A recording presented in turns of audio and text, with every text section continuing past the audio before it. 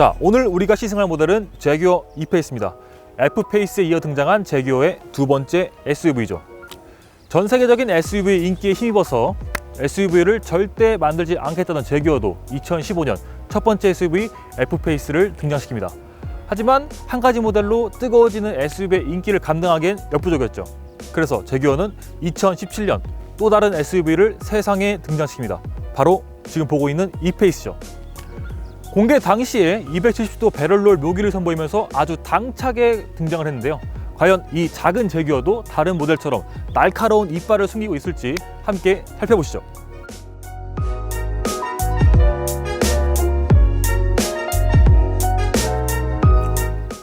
자, E페이스는 스포츠카인 F타입의 디자인을 굉장히 많이 가지고 왔습니다. 한눈에 보기에도 F타입의 크기를 확 키워놓은 느낌이 물씬 풍기죠. 헤드램프를 보면은 형님 SUV인 F페이스와 달리 F타입을 닮은 이 마름모 형태 헤드램프를 가지고 있고요. 램프는 상하향등 모두 LED가 기본으로 들어갑니다. 그 밑에는 J 블레이드라고 부르는 제규어 특유의 주간주행등이 얹혀지고요. 방향지시등 같은 경우는 요 주간주행등에 함께 들어가는 게 아니라 요 안쪽으로 은은하게 펼쳐지죠. 개인적으로 이렇게 순차적으로 점등되는 이런 턴 시그널이 적용됐으면 더 좋았을 것 같네요. 자, 근본이 SUV인지라 이 밑에는 형님 SUV인 F페이스의 범퍼 디자인을 굉장히 많이 닮아 있습니다. 그래서 이 위쪽으로는 F타입, 이 밑쪽으로는 F페이스를 많이 닮아 있죠. 이 그릴 안쪽에는 벌집 모양을 형상화한 허니콤 패턴이 들어가 있고요. 자, 그리고 보닛 위를 보시면 이렇게 가운데가 볼록 튀어나온 굴곡을 볼 수가 있는데 제규어가 예전부터 슈퍼차저를 많이 사용하면서 이런 디자인을 많이 사용했죠. 지금 E페이스에 슈퍼차저가 들어가 있는 건 아니지만 그 디자인 전통을 그대로 계승한 모습을 보이고 있습니다. 또 이쪽으로 와보시면은 얼핏 봐서 잘 안 보이는데 요 사이에 공기 통로가 준비가 되어 있죠. 보시면 일로 들어간 바람이 여기 타이어 쪽으로 나오게 되어 있고 요쪽 그릴은 막혀 있어요. 되게 신기한 게 있는데 유리창 좌측 하단을 보시면 이렇게 제규어가 딱 자리를 잡고 있죠. 이게 엄마 제규어하고 이게 아기 제규어 같은데 굉장히 디테일이 살아있고요. 또 위에를 보시면은 요게 이제 이중 차음 유리를 이중으로 덧대서 소음을 방지하는 그 유리가 적용됐다는 걸 뜻하고 있고, 유리를 자세히 보시면 잘 안 보이긴 하지만 미세하게 열선이 들어가 있는 게 보여요. 이게 겨울철이나 여름철에 뭐 서리를 방지하기 위해서 이런 유리를 넣었고 그걸 담고 있다는 그런 표시를 하고 있습니다. HUD도 당연히 지원이 되고요. E페이스는 소형 SUV지만 거의 준중형 SUV에 가까운 크기를 자랑하고 있습니다. 알기 쉽게 국산차와 비교를 해보자면 현대 코나보다는 투싼에 더 가까운 크기를 자랑하고 있는데, 그래도 투싼보다는 길이를 제외한 휠베이스, 폭, 넓이에서 모두 수치상으로 능가하고 있습니다. 한눈에 보기에도 그렇게 작은 크기는 아니죠. 경쟁 수입 모델로는 BMW X2, 아우디 Q3 정도가 있겠습니다. 자, 측면 라인을 보면 굉장히 스포티하죠. 하지만 이 라인이 이 차만의 전유물은 절대 아닙니다. 요새 등장한 많은 SUV들이 루프라인을 이쯤에서 끝내고 그리고 뒷유리를 한껏 눕히고 그리고 엉덩이를 치켜 올리면서 굉장히 쿠페스러운 디자인을 많이 지향하고 있는데, 지금 E페이스도 그 디자인이 고스란히 들어가 있고요. 또 F타입 요소가 또 한번 보입니다. F타입도 창문 라인이 앞에서부터 뒤로 갈수록 점점 올라가는 이런 윈도우 형태를 취하고 있는데 E페이스도 그 유전자를 고스란히 물려받았고요. 그리고 이 밑에는 발톱으로 한번 핥힌 듯한 이런 굴곡이 들어가 있어요. 이 굴곡 때문에 같이 뚱뚱해 보일 수 있는 차체를 더 날렵해 보이게 하고 더 길어 보이게 하는 효과가 있습니다. 그리고 이쪽으로 와보시면은 또 F타입의 요소가 보이죠. F타입에 있는 이 라인이 아주 유사하게 들어가 있는데 뒷팬더를 더 크게 보이게 하면서 더 든든한 하체를 느끼게 하는 그런 요소를 보이고 있습니다. 또 앞으로 와보시면 휠 사이즈가 이제 20인치고요. 타이어 사이즈는 245에 45네요. 굉장히 차급에 비해서 좀 폭이 넓은 타이어를 채택하고 있습니다. 그리고 안쪽에도 흡음재도 굉장히 꼼꼼하게 들어가 있는데 보시면은 이 안쪽에 바퀴에서 물이 튀는 모래나 돌 같은 게 튈 수 있는 이런 부분에 이런 굵은 흡음재를 꼼꼼하게 다 처리를 해놨습니다. 앞팬더 쪽에 있는 이 장식은 구멍이 나 있는 건 아니고요. 막혀 있는 장식일 뿐입니다. 그리고 사이드미러 같은 경우는 최근에 몇몇 SUV들이 이렇게 지지대가 문 쪽에 달려있는 플래그 타입을 많이 쓰고 있는데 이 차는 일반적인 형태를 띠고 있죠. 그리고 뒤쪽으로 와보시면은 이런 주유구 같은 경우는 눌러서 여는 형태고, 요거는 디젤 모델을 위해서 유로6 같은 환경구조에 대비하기 위해서 요소수 넣는 구멍을 위해서 따로 마련한 것 같습니다. 그리고 좀 특이한 점이 있는데 위쪽에 보시면 범퍼 끝 모서리쯤에 살짝 모서리 같이 튀어나와 있는 부분이 있어요. 이게 왜 그런가 봤더니 자동차 규정상 바퀴가 차체 밖으로 튀어나오면 안 되거든요. 그래서 위에서 딱 보면은 그 바퀴 튀어나온 부분만 딱 가리고 있어요.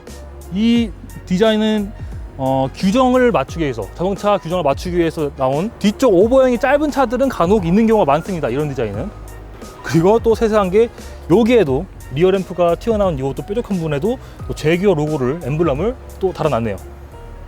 자, 뒤로 와보시면 방금 말씀드린 그 디펜더 라인이 그대로 돌아 나와서 또 반대편으로 이어지는 모습을 볼 수가 있습니다. 이게 또 엉덩이를 더 커 보이게 하는 효과가 있고요. 또 밑에 보시면 리어램프가 있는데, 이 리어램프도 스포츠카 F타입의 리어램프를 거의 그대로 가져왔습니다. F타입의 요소가 많이 보이고 있죠. 그리고 또 밑에 보시면은 이게 4기통이기 때문에 굳이 이렇게 듀얼 머플러로 뺄 필요가 없는데, 이 미적인 효과를 위해서 이렇게 두 개로 구성이 되어 있고요. 겉에 보이는 이 은색 부분은 진짜 머플러는 아니고 진짜는 안에 숨어 있습니다. 이게 범퍼와 분리된 형태고요. 자, 트렁크를 신경 쓰시는 분들이 굉장히 많을 것 같은데 한번 조목조목 살펴보죠. 좌측부터 보면은 여기 12V 단자 하나가 준비가 되어 있고요. 그리고 조명도 여기 하나, 그리고 이 위쪽에도 하나씩 총 4개가 달려 있습니다. 또 뭔가 물체를, 봉지 같은 걸 걸 수 있는 고리도 준비가 되어 있고, 저 끝에는 뭔가 흔들리는 물체를 고정하기 위해서 이런 고무 밴드까지 설치해주는 배려까지 보이네요. 또 이쪽에는 워셔액이나 뭐 그런 고정이 필요한 물체를 넣을 수 있는 이런 그물망까지 준비가 되어 있고, 또 위쪽에 또 가림막이 하나 또 보이는데, 이 상태를 취하고서 닫게 되면은 외부에서 안에 적재물이 전혀 안 보이게 됩니다. 2열 폴딩도 되는데, 폴딩을 하려면은 지금 요 가림막을 떼어내고, 근데 이 가림막을 둘 데가 마땅히 있지가 않아요. 지금 여기 놓고 한번 해볼게요. 자, 여기는 2열 등받이를 접을 수 있는 별도의 레버는 없습니다. 단지 차가 좀 작기 때문에 손을 뻗어서 여기 위에 있는 버튼을 누르면 손쉽게 접을 수가 있죠. 이 시트의 쿠션 때문에 풀플랫은 아니고요. 저 앞에 헤드레스트를 빼면 더 평평하게 펼 수는 있습니다. 근데 이 사이에 뭐 틈이 이렇게 넓지 않기 때문에 쉽게 좀 뭔가 불편한 사이즈는 아닌 것 같아요. 자, 그리고 트렁크 요 턱도 굉장히 낮게 해놨어요. 이게 가끔 옛날 SUV들 보면 이렇게 턱이 높게 올라온 SUV들이 있거든요. 근데 그렇게 되면 무거운 물체를 옮겨 실을 때 굉장히 걸리적거릴 수 있어요. 근데 이 차는 여기를 최대한 평평화시키면서 무거운 짐을 옮길 때 좀 더 편리성을 강조를 했고요.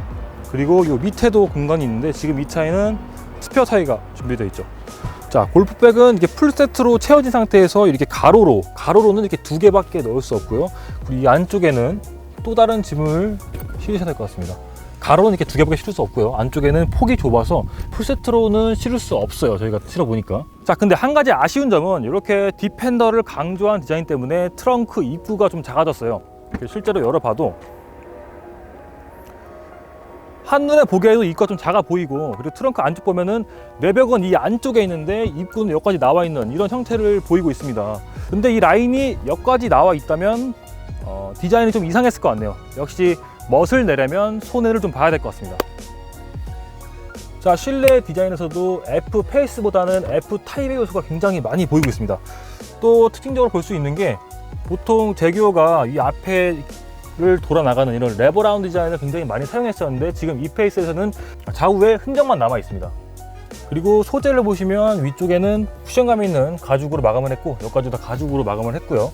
기어 노브도 F 페이스는 기어 노브가 다이얼식이죠. 근데 이 페이스는 F 타입에 있는 또 유사하게 생긴 기어 노브를 가지고 있고, 또 전동식으로 되어 있습니다. 자, 그리고 기어 노브 위에는 이렇게 파킹 버튼도 따로 마련이 되어 있고, 이 위에는 현재 어떤 기어에 물려 있는지 표시를 해주고 있습니다. 이렇게. 그리고 이렇게 또 이 사이에는 고급감을 주기 위해서 빨간색 실로 스티치를 준 점을 볼 수가 있고, 굉장히 포인트를 잘 주고 있죠. 자, 그리고 가운데 보시면 최근 많은 브랜드들이 이렇게 돌출되어 있는 플로팅 타입 디스플레이를 많이 사용하고 있는데, 이 페이스 같은 경우는 제규어가 예전부터 많이 사용해왔던 이런 메리평 디스플레이를 아직도 고수하고 있습니다. 그 전통을 그대로 이어오는 것 같고요. 이쪽에 멀티미디어 버튼은 모두 이 10인치 터치 스크린이 모두 흡수를 하고 있어요. 물리 버튼은 전혀 남아있지 않고, 가운데 있는 이 10인치 터치 스크린을 보게 되면 굉장히 칭찬하지 않을 수가 없습니다. 그래픽이 굉장히 세련되고 해상도도 뛰어나죠. 그리고 이 터치 반응도 휴대폰 부럽지 않을 정도로 굉장히 빠릿빠릿해요. 그리고 다음 칭찬할 점이 내비게이션이 우리 이준성 기자님이 굉장히 애용하시는 그 T맵 과 연동된 내비게이션이 들어있거든요. 그래서 국내 소비자들이 사용하기에 전혀 불편함이 없을 것 같고요. 그리고 이 차에 있는 기능 대부분을 이 터치스크린 안에서 통제를 할 수가 있습니다. 10가지나 되는 이 앰비언트 라이트도 고를 수가 있고요. 밑에 공조 버튼만 물리 버튼으로 남아 있는데 이렇게 여러 개 버튼과 다이얼 3개로 구성이 되어 있습니다. 되게 단순하게 되어 있지만 카메라 렌즈에서 영감을 받았다고 하는 이 공조 다이얼 3개 있죠. 그 다이얼 중간중간에 디스플레이를 따로 집어넣으면서 굉장히 알아보기 쉽고 사용하기 쉽게 구성을 해놨죠. 근데 아쉬운 부분은 뭐냐면 지금 이 차가 폴스트 에디션 모델인데 차값이 6,900만 원에 육박하거든요. 그런데 이런 플라스틱, 텅텅 비어 보이는 이런 플라스틱을 사용했다는 건 조금 제규어에 맞지 않은 소재가 아닌가. 그리고 이 버튼 눌리는 감각이라든지 이런 게 좀 고급스럽다고는 할 수 없을 것 같아요. 눌리는 각도라든지 이게 좀 싼티가 나고, 이런 음량 조절 버튼 이런 것도 좀 고급스럽다고는 할 수 없겠네요. 그리고 밑에는 12V 단자도 준비가 되어 있고, 앙증맞게 요 밑에는 고무 패드에 그 동물 제규어의 피부 무늬를 또 새겨놓은 이런 또 특별함을 또 보이고 있죠. 아쉽게도 무선 충전 기능은 지원되지 않습니다. 요 밑에는 HDC 버튼, 그리고 ISG 오프 버튼, 그리고 트랙션 오프 버튼, 그리고 드라이브 모드 설정 버튼이 또 따로 준비가 되어 있죠. 자, 그리고 스티어링 휠을 보시면 이게 3스포크 디자인이 적용이 됐고요. 가운데는 이렇게 근육질의 제규어가 또 자리하고 있네요. 좌측에는 이제 멀티미디어를 조작할 수 있는 버튼들이 몰려 있고, 우측에는 뭐 크루즈 컨트롤이나 열선 핸들을 조작할 수 있는 버튼들이 몰려 있습니다. 자, 그리고 스티어링 휠 주변에는 이제 다 인조 가죽으로 덮어놨는데 그 마무리도 굉장히 꼼꼼하게 되어 있는 모습을 볼 수가 있죠. 자, 그리고 스티어링 휠 뒤에는 패들 시프트도 달려 있죠. 그래서 더 다이나믹한 주행을 즐길 수가 있습니다. 자, 그리고 스티어링 휠 뒤에 있는 계기판을 보시면 지금 이 모델에는 아날로그 계기판이 들어가 있는데, SE 모델이나 R 다이내믹 모델을 선택하게 된다면 여기에 12.3인치 TFT 가상 계기판이 얹히게 됩니다. 근데 오늘은 여기 얹힌 이 아날로그 계기판을 두고 말씀을 드려볼게요. 좌측에는 속도계가 표현되고 우측에는 RPM 게이지가 표시가 되는데 시인성이 그렇게 좋은 편은 아닙니다. 폰트가 좀 작은 편이고 얇아서 한눈에 딱 알아볼 수는 없고요. 그래도 가운데 있는 저 디스플레이는 화질도 굉장히 우수하고 화면 넘어가는 이런 그래픽들도 굉장히 부드럽게 구현이 되고 있죠. 자, 그리고 콘솔 쪽으로 와보시면 컵홀더가 준비가 되어 있는데요. 안쪽에는 이렇게 달그닥거리지 않도록 이제 고무 쿠션을, 에어 쿠션을 준비를 해놨습니다. 이게 소비자를 위한 배려고요. 근데 이 쿠션에 고정하는 힘이 좀 강해가지고 이렇게 물체를 넣고 뺄 때 좀 불편감을 호소할 수도 있을 것 같습니다. 또 안쪽을 보시면 또 USB 3.0을 지원하는 USB 포트 2개가 또 마련이 되어 있고, 옆에 12V 단자 또 하나 준비되어 있네요. 그리고 이 위쪽에는 어두운 곳에서 볼 수 있도록 LED 작은 등도 준비가 되어 있습니다. 그리고 이 컵홀더는 또 탈착이 됩니다. 탈착이 되고 공간이 꽤 넓은데 이 안쪽에도 또 제규어 피부 무늬가 보여지네요. 자, 시트 느낌은 미국 차처럼 소파같이 폭 안기는 느낌보다는 좀 단단한 느낌을 보이고 있고, 좌우 볼스터가 굉장히 좀 비교적 크게 돼 있어서 좌우 쏠림을 잘 잡아주고 있습니다. 그리고 지금 시트 포지션을 가장 밑으로 내리고서 앉아봤는데 머리 공간 같은 경우는 제가 지금 키가 182거든요. 위로 주먹 2개가 딱 들어가네요 지금. 자, 그리고 도어 트림을 보면 또 수납 공간이 많이 마련돼 있죠. 이쪽 보시면은 이런 휴대폰을 넣을 수 있는 공간, 또 더 큰 물건을 넣을 수 있는 이런 깊숙한 공간, 그리고 이쪽에는 또 텀블러도 하나 또 들어가겠네요. 이렇게 굉장히 많은 양의 수납할 수 있는 도어 트림 수납 공간을 볼 수가 있고, 또 위쪽에 보시면은 메르디안 프리미엄 스피커도 내장이 되어 있습니다. 또 메모리 시트 당연히 들어가 있고요. 그리고 이 바깥으로 와 보시면 제규어가 보통 이 위쪽 도어 트림 위쪽을 굉장히 두껍게 구성하는 경향이 있는데, 이 이페이스도 굉장히 묵직하게 디자인을 해놨고요. 문 두께도 굉장히 두꺼운 것 같아요.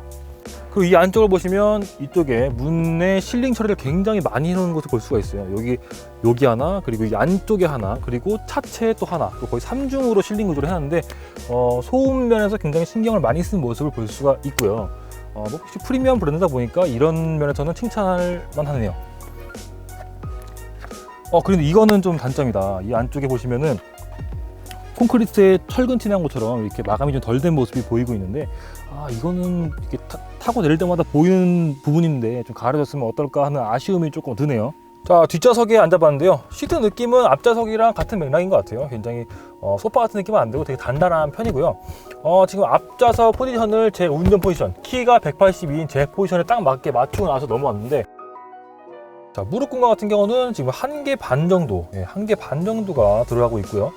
머리 공간은 손날 하나 정도 이렇게 들어가고 있습니다.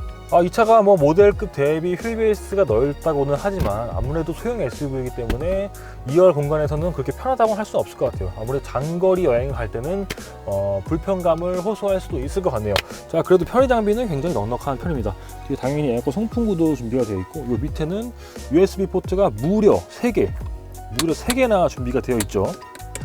새벽에 안 돼도 그렇게 싸울 일은 없을 것 같네요. 그리고 밑에는 휴대폰 같은 거 넣을 수 있는 이런 수납 공간이 따로 또 마련되어 있고요. 자, 그리고 암레스트를 내려보면 당연히 컵홀더가 준비되어 있고요. 앞좌석과 비슷하게 이렇게 고무 지지대가 따로 준비되어 있는 배려도 보이고 있습니다. 또 안쪽 보시면은 공간이 또 있네요. 또 여기도 휴대폰 같은 거 넣을 수 있는 공간이 마련되어 있고요. 수납 공간이 꽤 많아요. 아쉽게도 여기 스키스루는 없고요. 그리고 이쪽 보시면 카시트를 장착할 수 있는 아이소픽스 고리까지 따로 마련되어 있습니다. 이건 좌우측에 다 마련되어 있고요. 자, 그리고 이 위쪽을 보시면 조명이 또 마련되어 있고요. 그리고 이상하게 또 손잡이가 없어요. 왜 그런지 모르겠는데 아마 에어백 때문이 아닌가라고 그냥 개인적으로 추측을 해보고요. 이쪽에 있는 이 스웨이드 재질은 지금 우리가 타고 있는 폴스터 에디션에만 들어가 있는 옵션이고요. 또 위로 보시니까 굉장히 큰 파노라마 글라스가 있어요. 아쉽게도 열리는 건 아니지만 엄청난 개방감을 보여주고 있죠. 자, 그리고 이쪽 뒤쪽 도어 트림에도 이렇게 수납 공간이 또 마련이 되어 있습니다.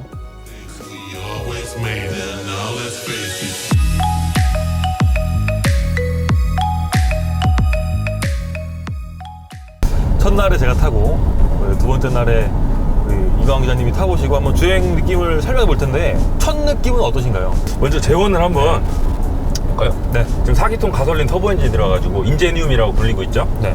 그리고 출력이 249마력에 최대 토크가 37.2kgm인가? 그게 지금 1200에서 4500 rpm 사이에서 나오도록 만들어진 엔진이에요. 네. 근데 느낌이 일단 저는 타자마자 느꼈던 게 지금 제규어잖아요. 네. 그리고 가격이 거의 7,000에 육박하는 가격을 가지고 있고, 또 200마력 중반대의 출력을 가지고 있는 차란 말이에요. 네. 그러면 이런 조건들을 들었을 때 기대하는 가속감이 있을 텐데, 네네. 타자마자 이렇게 가속 페달을 꾹 밟고 나서 잘 안 나가네? 그죠. 생각보다 펀치력이 막 있는 편은 아니에요. 이런 생각이 처음에 들었어요. 네. 가장 첫인상이 그거예요, 저는. 네, 그때 저랑 처음 탔을 때. 네, 타자마자. 그래가지고 왜 잘 안 나가지? 근데 그게 실제로 잘 안 나간다는 얘기가 아니고, 그러니까 저도 어제 타면서 휴게소에 들렸다가 고속도로에 이제 합류하잖아요. 네. 휴게소 빠져나와가지고. 그러면 가속 페달을 끝까지 밟았을 때 만약에 정말 힘이 없는 차를 타면 이렇게 꼭 밟고 잉 하고 이런 표정이 지어지거든요. 네네. 잉 이렇게 빨리 가자 이런 느낌이 이런 표정을 짓는데 내가 그러고 있더라고. 그러니까 그렇게 힘이 없는 차는 아님에도 불구하고 내가 그렇게 지었던 건 기대만 못해서 가속력이. 그렇죠. 우리가 뭐 수치상으로 들리는 게 네. 249라 하면 되게 높은 숫자잖아요. 네. 이런 준준형 세그먼트에서 무당 마력비도 8.9밖에 안 될 거예요. 제가 계산해 보니까. 그죠? 네. 그래서 제 생각에는 아마 이게 그 초반 기업이 때문에 그런 것 같기도 하고. 그리고 싱글 터보다 보니까 네. 터보렉의 영향도 좀 있을 거고. 그래서 근데 또 힘이 없냐면 그건 아니야. 네, 그렇죠. 시속 100 넘어서 이제 초고속 영역을 들어서잖아요. 네. 그것도 다 타잖아. 1차선 타잖아요. 그럼 잘 나가. 뭐 이렇게 바늘이 올라갈 때 답답함 없이 쫙 올라가던데요? 쫙쫙 뻗어주거든요, 또. 그래서 힘이 없는 건 아닌데 네. 초반 설정을 그래서 아예 설계 자체를 맞아요. 초반에서 이렇게 팡팡 치고 나가는 그런 설정보다는 약간 여유롭게 쭉 밀고 나가는 GT카의 성격을 좀 더 가지고 있는 거예요. 제격가 뭐 그런 거 못하는 브랜드도 아니고요. 네. 그래서 막 풀가속에다가 풀브레이킹에다 이렇게 우악스럽게 채찍 휘둘러가지고 잡아 돌리는 그런 운전 말고 네. 이렇게 얘가 보여줄 수 있는 그 운동 성능의 한계 안에서 이렇게 쓱쓱 리듬 타면서 달리면 충분히 즐겁게 달릴 수 있는 그런 걸 보면 약간 여성스러워요. 느낌이 저는 뭔가 초반에 팡 튀는 건 없지만 꾸준한 매력. 네. 그런 거. 여자들이 약간 여성분들이 좋아하는 우아한 움직임을 좀 보여요. 되게 표현력이 굉장하시네요. 비유 이광한 선생님. 아무튼 엔진은 뭐 그랬던 것 같고요. 네네. 변속기가 이게 9단 ZF기 들어갔죠. 그죠? 네. 제가 평소에 ZF 8단 변속기 타고 다니잖아요. 네네. 걔만큼 빠릿빠릿하진 않더라고. 근데 그럼에도 불구하고 뒤에다 놓고 그냥 타고 다니면 뭐 변속 충격도 없고 그냥 무난해요. 네. 소프트하죠. 네. 뭐 별 감흥도 없고 불만도 없고 그런 뭐 그냥 무난해요. 대신 이제 수동 모드에다 놓고 수동 모드 오른쪽 왼쪽으로 당기면 네. 운전자 쪽으로 가까이 하면 이제 S 모드로 넘어가고 네. 거기에서 패들로 하면 매뉴얼로 넘어가잖아요. 네네. 그때는 엄청 빠르진 않거든요. 근데 제가 느끼기에는 그냥 일반적인 변속기의 자동 변속기의 수준보다 조금 빠른 것 같아요. 아. 그래서 수동 모드에다 놓고 달리다가 9단으로 이렇게 크루징 하다가 제가 이렇게 치고 나가고 싶을 때 있잖아요. 갑자기 앞이 뻥 뚫린다거나 네. 아니면 뭐 추월하고 싶다거나 그럴 때는 따깍따깍따깍 순간적으로 3번 하면 얘가 6단으로 훅 떨어지거든요. 네. 그러면서 RPM을 확 올린 다음에 치고 나가고 그 다음에 또 원하는 속도가 다다랐을 때는 다시 9단으로 올려서 크루징하고 네. 이렇게 그 조작하는 데 있어서 답답함 없더라고요. 저는 괜찮았어요. 아, 그러니까 패들 시프트에 대한 반응은 조금 빠른 편은 아닌데 네. 그 레브 매칭 속도는 빠르다. 네. 네. 한번 해볼까요 지금? 네. 지금이 수동 모드로 패드를 놓고서 지금이 6단이에요. 네. 좀 내려보고 지금 내려볼게요. 딱깍. 딸깍. 딸깍. 이 정도면 잘하는 거예요. 네. 그리고 제가 어제 한번 느껴본 게 그 한 단수에서 쓰는 RPM 영역이 좀 넓더라고요. 그래서 지금 얘가 네. 9단이긴 하지만 네. 보통 1, 2, 3, 4, 5, 6 혹은 7까지 이 안에서 일상적인 영역은 다 커버할 수 있어요. 그리고 7, 8, 9는 크루징용이에요. 거의. 그렇죠. 고속도로 110 안에서는 6단이면 다 끝납니다. 네. 6단, 7단이면. 지금 드라이브 모드 얘기가 나온 김에 맨 위에가 이제 LA 나이스 모드. 스노우. 예. 예. 그 다음에 눈길 모드, 그 다음에 에코, 그다음에 그리고 컴포트, 제일 아래가 이제 다이내믹 네, 모드죠. 다이내믹 모드. 근데 컴포트로 보통 다니실 거 아니에요. 네. 얘가 기본 세팅이잖아. 컴포트 모드에서는 수동 모드로 변속을 했을 때 한 6,300, 6,400 거기에서 다음 단으로 바톤을 넘겨주거든요. 네. 근데 다이나믹 모드로 놓으면 그 레드존 찍어도 계속 유지하고 있어요. 다음 단으로 안 넘겨져요. 아, 자동으로 안 넘기고요? 네. 수동으로 놔도? 네. 그리고 저는 특히나 마음에 들었던 게 변속기 자체도 뭐 나쁘진 않았지만 이 HUD에 나타나는 정보, 지금 RPM도 보여주고 네. 현재 기어 단수도 보여주거든요. 수동 모드에다 놓으면. 지금 컴포트에 자동으로 놓으니까 지금 안 보이는데 수동으로 놓으면 나와요. 네, RPM이랑 수동에 단수. 현재 단수가 나오거든요. 네. 근데 여기에서 다이나믹 모드에 하잖아요. 네. 그러면 색깔도 바뀐다. 특히나 이렇게 레드존 찍을 때 이제 변속 시점이 되면 변속하라고 색깔이 바뀌어요. 하얀색으로. HUD에다가 현재 단수와 RPM까지 두 가지 정보를 다 보여주기 때문에 내가 이제 수동 모드에 놨다는 건 내가 좀 더 이렇게 내 이 차를 온전하게 내 마음대로 다루겠다 이런 의도가 있을 때잖아요. 네. 그래서 그런 의도를 차랑 이렇게 공유하기에, 그래서 그런 차량의 정보를 내가 받아들이고 공유하기에 훨씬 되게 유리한. 시선도 분산이 안 되고 이렇게 네. 앞에 보고 있으니까. 네. 근데 이 차가 SUV다 보니까 뭐 스포츠카처럼 막 쫙 깔려가는 느낌이 드는 건 아닌데 되게 코너링에서 민첩함을 보여줬다는 느낌을 받았어요 저는. 와인딩 달려보셨잖아요. 네네. 그때 느낌이 어땠나요? 그때 그런 느낌 받으신 거예요? 예예. 저번에 그 우리가 타본 S3 있잖아요. 이거 되게 너무 인상적이어서 뭐 그거랑 비교하면 될지도 모르겠지만 그거만큼의 민첩성을 보이는 건 아니지만 그래도 제기어니까 제가 원래 언어선으로 내세우는 네. 브랜드 중에 하나잖아요. 네 그렇죠. 그렇기 때문에 뭐 거기서는 뭐 실망감이 전혀 없었죠.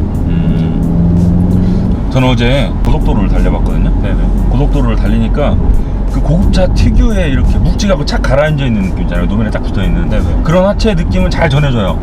대신 이제 좀 노면이 안 좋은 요철 구간 같은 경우에는 그 느낌을 엉덩이에 생각보다 더 많이 잘 주더라고요. 그게 아마 20인치 휠이 들어가 있잖아요. 20인치면 이 차에서는 꽤 큰 편이네요. 그렇죠. 작은 크기가 아니죠, 휠이. 그렇죠. 그래서 이렇게 그 잔진동 같은 거를 엉덩이에 다 주는 것 같긴 한데, 그렇다고 승차감이 또 안 좋은 것도 아니에요. 과속방지턱 같은 거 이렇게 콱 넘으면, 일부러 좀 세게 넘어갔잖아요. 세게 넘으면 이렇게 하체가 좀 부실한 차들 같은 경우에는 출렁하잖아요. 출렁하기도 하고 그게 느낌이 와요. 이렇게 딱 때렸을 때 차가 하는 게 아니고 딱 때렸을 때 이렇게 툭툭 털어내는 되게 대범한 그런 하체 느낌을 보여주거든요. 그래서 그 우리 하체 띄었을 때 그 두꺼운 알루미늄 합금의 암의 두께들과 예. 그 다음에 아낌없이 쓰인 그 알루미늄의 양이 그 떠오르는 대목이었습니다. 너무 봐도 뭐 그리고 아까 말씀드린 그 출렁이 느낌도 없이 되게 한 번에 퉁 하고 걸러내는 그 깔끔함. 네. 뒷맛이 좋았죠, 뒷맛이. 네. 요새 대부분 차들이 그런 서스펜션 깔끔함은 최신 모델들은 대부분 갖고 있기 때문에. 근데 그게 차 다 급이 있잖아요. 네. 준중형 같은 경우에는 뭐 소형이나 준중형 같은 경우에는 아무리 새 차여도 그 한계가 있거든요. 네. 근데 얘는 그 고급차, 프리미엄 브랜드잖아요. 네. 고급차가 보여줄 수 있는 이 제기어의 하체 느낌은 뭐 여지없이 잘 보여주는 것 같았었고. 그러니까 서스펜션이 전륜이 맥버스, 그리고 후륜이 멀티링크. 인테그럴 링크라고 부르죠, 제기어가. 네, 한 가지 아쉬웠던 건 좀 가격을 봐도 그렇고 전자식 댐퍼 정도는 넣어줬으면 좋지 않았을까. 여기 아까 드라이브 모드 세팅에 들어가면 그 네. 엔진 반응이랑 스티어링 반응이랑 변속기 반응이랑 설정을 할 수 있거든요. 네. 거기에다가 댐퍼 세팅감까지 설정할 수 있으면 더 좋았을 텐데 전자식 댐퍼가 빠지는 바람에 그런 걸 설정할 수 없잖아요. 그래서 승차감이랑 꽉 조여져 있는 운동 성능과 그 성격을 왔다 갔다 할 수 있었으면 좋았을 텐데 그걸 빼뜨려서 좀 아쉽더라고요. 이 정도 가격이면 넣어줄만 하거든요. 그쵸. 전자식 댐퍼. 아까 그 말씀하신 게 R 모드 놓고서 여기서 다이나믹 I에 들어가면은 예. 이게 고를 수 있다는 거죠. 여기에서 네. 맨 위에 보시면 다이나믹 모드 보면은 이렇게 엔진, 스티어링, 기어 변속 이거를 자신의 취향에 맞게. 근데 여기에 이제 그 댐퍼 세팅각까지 하나 더 추가되어 있으면 좋았을 텐데 전자식 댐퍼가 빠져 있잖아요. 조금 아쉽네요. 이거. 그 제가 이 차를 타면서 또 하나 인상 깊었던 게 정숙성이 굉장히 우수하더라고요. 그렇죠. 네, 어젠가? 그저께죠. 우리가 하체를 떼어봤을 때 곳곳을 커버로 막아놓고 또 휠하우스 주변에도 붙어온 흠재를 많이 볼 수 있었는데. 그리고 우리가 그 독보다이 할 때도 네. 엔진룸을 열었을 때 그 점장님께서 하신 말씀이 엔진룸 커버가 엄청 되게 꼼꼼하게 돼 있다고. 네. 보통 다른 차들이 그 고압 펌프 주변에만 그 소음이 크게 발생하는 네. 고압 펌프 주변에만 흡음재를 이렇게 딱 끼워 놓는데 얘는 엔진 전체를 이렇게 넓게 덮고 있어가지고 상당히 인상 깊었다고 말씀하셨었거든요. 네. 거기에다가 또 진동까지 여러 군데서 잡아주는 부속들을 넣었었잖아요. 네. 그래서 MVH 부분에서는 저는 완전히 만족스러웠습니다. 그리고 엔진 뭐 흡음재나 이런 거 소음을 막은 것도 있지만 앞에 보니까 앞에 윈드실드에 차압 유리가 들어갔더라고요. 그래서 풍절음도 굉장히 잘 막은 것 같아요. 네. 여기 옆유리는 아니고 이제 앞쪽에만 이렇게 들어가 있죠. 앞에 여기 좌측 밑에 보면 써 있어요. 차압 유리라고. 아 그래요? 네. 한글로? 차음 유리. 네, 한글은 아니고. 풍절음을 느껴보기 위해서 뭐 초고속 영하까지 달렸는데 보통 요즘 나오는 뭐 2급 차들 보면 한 130, 40 되면은 시끄러지거든요. 근데 이 차는 그 정도 속도가 돼도 뭐 크게 거슬리지 않는, 거의 들리지 않는 수준까지 정수성을 보이고 있더라고요. 그죠. 네. 저도 MVH 면에서는 아무런 불만이 없었습니다. 그리고 제가 또 인상 깊었던 건 어제 밤에 야간 주행을 하는데 헤드램프가 엄청 밝아요. LED 들어가 있잖아요. 네, 상하이 물론 뭐 모두 LED 들어가 있고. 네, 물론 뭐 매트릭스 LED나 이런 특별한 기능이 있는 건 아니지만 LED 자체만으로도 상당히 밝은 광량을 보여줬었고 또 오토 하이빔 들어가 있잖아요. 네. 오토 하이빔도 브랜드별로 이렇게 오토 모드에 놨지만 그 하이빔으로 넘어가는 게 상당히 인색한 브랜드들도 있단 말이에요. 네네. 근데 얘는 제때 잘 작동하더라고요. 황찬식 기자님, 네네. 대기반에 연비가 몇 찍혀 있나요 지금? 지금 트립상으로는 15.5 리터 퍼 100km 돼 있거든요. 자, 한 가지 아쉬운 게 네. 연비도 그렇지만 네. 계기반에 리터당 킬로미터로 유닛을 바꿀 수가 없어요. 단위를. 맞아요. 저도 네. 찾아봤는데 있을 것 같아서 찾아봤는데 없더라고요. 유럽식이죠. 100km당 몇 리터를 쓰는지 네, 그 단위밖에 표시를 안 해줘요. 네. 근데 이거를 이제 킬로미터 퍼 리터로 환산을 하면은 예. 6.5 정도. 6.5 정도? 6.5 정도 나오고 이게 지금 공인된 복합 연비는 9.0이거든요. 9.0 킬로미터 퍼 리터예요. 예. 근데 우리가 뭐 가속이랑 공회전도 많이 하다 보니까 떨어졌는데 연비가 썩 좋은 편은 아니죠. 사실 두 자릿수도 안 되고. 그렇죠. 네. 그리고 또 이 차가 배기량이 2리터로 뭐 그렇게 엄청 고배기량 엔진도 아니고 또 변속기도 9단이 들어갔음에도 연비 측면에서는 조금 아쉬운 면은 보이고 있고. 이런 걸 보면 네. 이러니 저러니 해도 네. 역시 연비는 출력이 비례해요. 출력에 예. 이 차가 249마력이다 보니까 2리터 엔진 치고도 되게 높은 수준의 마력을 보이기 때문에 그 출력 뽑아내는 데서 여기 연비를 손해를 본 게 아닌가 이렇게 생각이 되고 있고, 사실 뭐 효율을 챙겼다고 하기는 좀 힘들겠네요. 힘세고 기름 안 먹는 차 없습니다, 이 친구는. 맞습니다. 그러면 뭐 외계인을 구워 삶는 게 아닌 이상. 네. 네. 하나 얘기 아니고, 그리고 네. 지금 차가 엄청 막히는데 여기 ISG는 어때요? 자, ISG는 일단 다른 차랑 좀 비교를 해보면 어떤 모델인지 말씀 안 드릴게요. 최근에 시승했던 어떤 차가 있는데. 나가 말해줘. 네? 네, 클레어요? 네. 클리어. 말하면 안 돼요. 그 차 같은 경우에는 뭐 그 차를 비롯해서 그런 뭐 비슷한 성향을 띠는 모델도 있지만 페달에서 발을 뗐을 때 시동이 걸리는 시간이잖아요. 그 차이 좀 긴 편이어서 쓰기에 조금 불편한 감이 있었어요. 근데 이 차는 그 텀이 굉장히 짧고 거의 즉각적으로 반응하고요. 그리고 가솔린 엔진에서 좀 부드러운 감도 있긴 하지만 뭐 시동이 다시 걸리는 과정에서 오는 진동이나 소음도 굉장히 깔끔했어요. 그래서 켜고 다닐 때 크게 불편함이 없었거든요. 저는 그리고 그 ISG가 꺼지고 켜지고 이런 것도 잘하는 뭐 다 좋은데 네네. 이 버튼 위치가 너무 마음에 들어요. 아, 일부 차량 같은 경우는 ISG를 껐다 켰다 하고 싶을 때 이 메인보드 인포테인먼트 메뉴를 들어가지고 껐다 켰다 해야 되는 차들이 가끔 있거든요. 짓이라고 저는 생각합니다. 진짜로. 왜 그 차가 막히고 잘 달리고 이런 게 수시로 바뀌잖아요, 주행 상황이. 그렇죠. 아니 그러면 이거를 정말 내 한 번 설정해놓고 오랫동안 안 바꾸는 게 아니고, 나 같은 경우에는 그때그때 껐다 켰다 하거든요. 맞아요. 막힐 때는 이거 시동 안 꺼지게 그냥 유지하게 하고, 그 다음에 그냥 뭐 고속도로 장거리 가거나 이럴 때는 가끔 서잖아요. 네. 그럴 때는 뭐 상황에 맞춰서 끄기도 하고 그러는데, 켜기도 하고 그러는데, 이걸 언제 메뉴 들어가가지고 껐다 켰다 하냐고. 근데 지금 이제 저기 이페이스 같은 경우에는 기어노브 바로 옆에 있잖아요. 네. 아주 현명한 위치에 잘 달아놓은 거라고 생각이 들어요. 이처럼 여기 뭐 기어노브 옆에 두는 거 아니야? BMW처럼? 시동 버튼이랑 같이 달려있죠. 네, BMW가 처럼 여기 위에 두든가 그런 식으로 했으면 한 차들이 많죠. 네. 그래서 잘 달려있는 것 같아요, 네. 위치가. 자, 브레이크는 사실 좀 밟히는 전 구간에 되게 고르게 퍼져 있는 느낌이에요, 담력이. 근데 이 차가 149마력으로 좀 높은 출력을 갖고 있음에 249마력. 249마력. 뭐라 그랬어요? 249마력으로 좀 비교적 높은 출력을 갖고 있음에도 브레이크는 살짝 부드러운 편이에요. 되게 막 엄청난 담력을 보이진 않고 되게 부드러운 세팅. 물론 출력에 비해서라고 말씀드릴 수 있고, 뭐 일상생활에서 뭐 조금 스포티한 주행을 하는데도 크게 무리가 없는 세팅이죠. 프리미엄 브랜드 신형 모델인 만큼 네. ADAS 기능도 넣었다면서요? 네. 지금 ADAS 시스템 차선 이탈 방지 보조 기능을 보면 좌측 밑에 있어요. 네. 켰고, 지금은 이제 속도가 낮아서 차선 인식을 못 하는데, 일단 60-70km 정도 되면은 차선 인식을 바로 해요.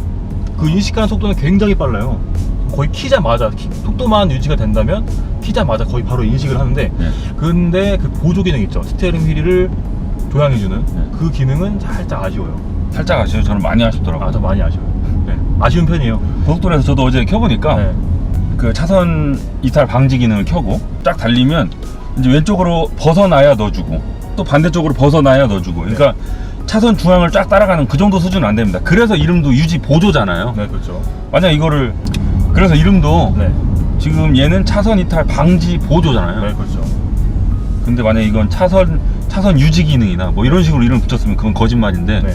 보조라고 이름을 붙였기 때문에 네. 뭐 거짓말까지는 아니지만 어찌됐건 다른 프리미엄 브랜드에서 나오는 비슷한 기능 수준보다는 좀 떨어진다, 이렇게 말씀드릴 수 있을 것 같고, 그래서 그런지 버튼의 위치도 뭐 스티어링 휠이나 운전자에 가까운 곳에 두지 않고 저쪽 구석탱이에다 처박아 놨죠. 확 뛰는 곳이 아니라 이렇게 왼쪽 무릎 앞에다가. 적극적으로 쓰라는 얘기는 아니에요. 네, 그렇죠.